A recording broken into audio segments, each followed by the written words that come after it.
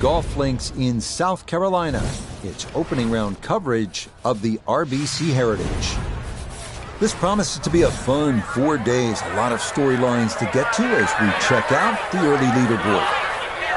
Your leader is Wake Forest's Will Zalatoris. He's rolling early at 8 under par. Let's get into the action as we pick things up at the par 3 7th.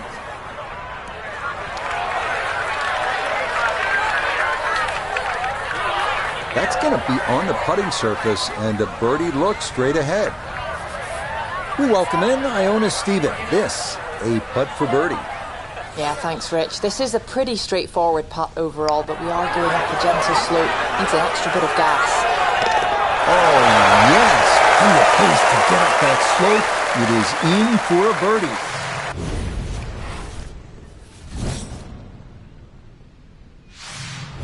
On to the number 1 handicap hole here at Harbortown, and fittingly the one considered the most difficult, the par 4 8th at 473 yards. Overzealous golfers could run out of fairway when using the driver, but the approach to a narrow green with a long bunker left and water makes the second shot one of the most harrowing on the course.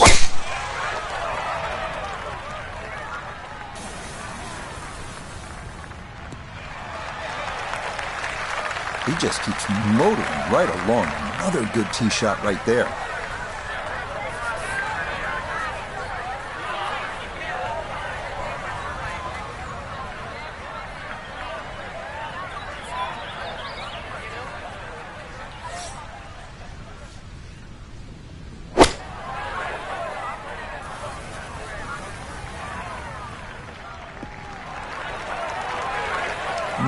Not sure what happened there. Wrong club selection, poor execution.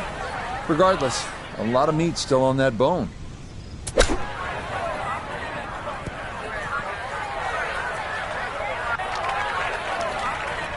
Frank landed it on the green. It was never going to start. No chance.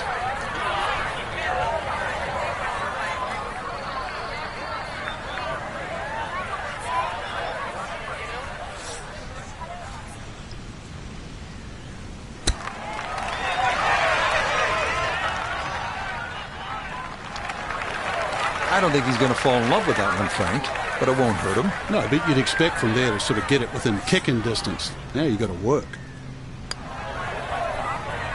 Well read. That's in for a bogey 5. And that's going to drop him to 2 under. One thing you don't see too often on the PGA Tour, 332-yard par 4s. But that's what we've got here on the closing hole to this front side. Before you think about knocking this on, though, take note of the large bunker that completely protects the front of the green.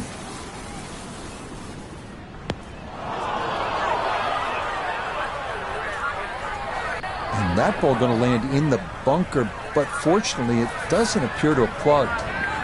The tee shot collected here, now a short one for his second.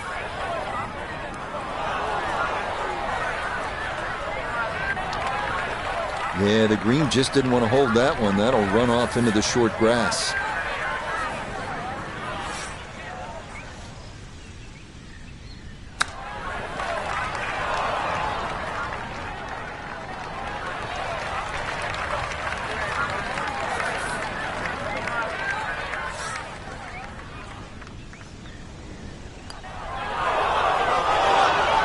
That slides by to the right. Just never had that on target.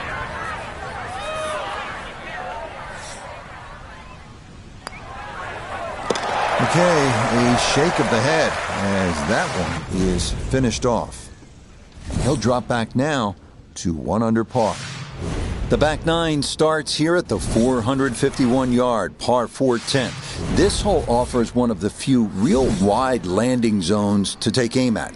However, beware of the lagoon left. If you can find the short grass, birdie is very much in play.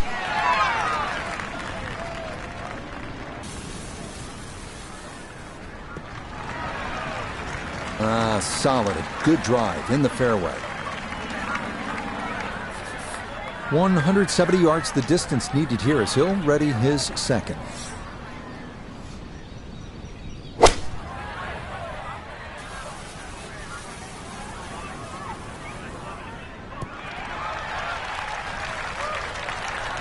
And that ball looked very good in the air. Just doesn't quite finish up that near to the flag, but still on the green. Now this for birdie at 10. And this is a putt that's probably a little slower than most people realise. Slightly up an incline with a little bit of movement to the left. Nope, good effort, but that's going to wander a few feet by.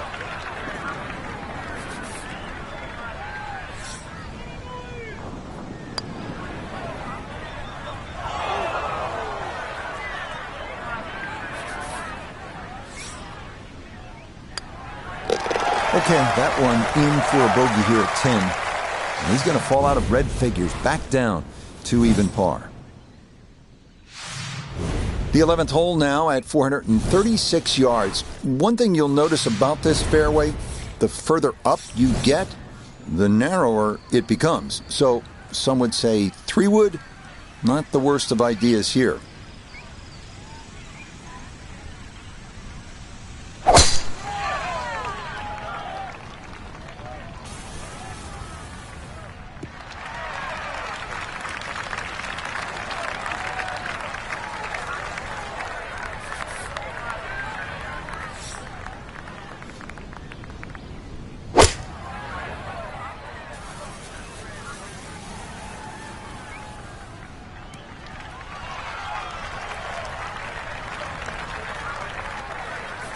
Boy, this could be a tough one right here, Frank.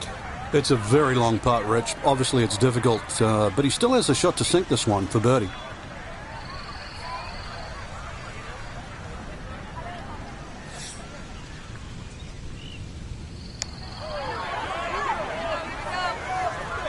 Nope.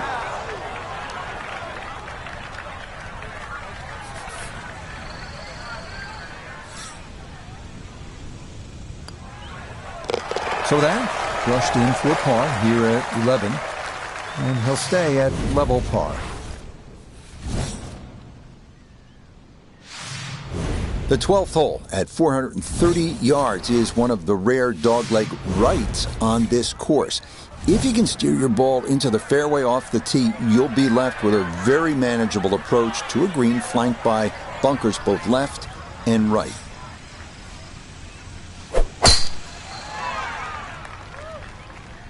Uh-oh, that's not going as intended.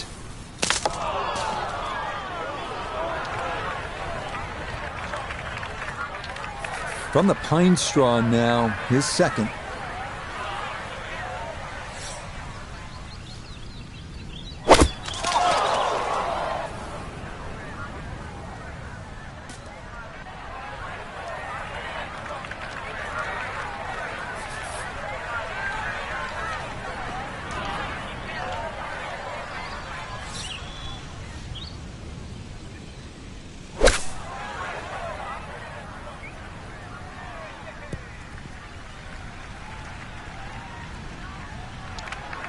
Well, safely on, but that's going to be a long way away.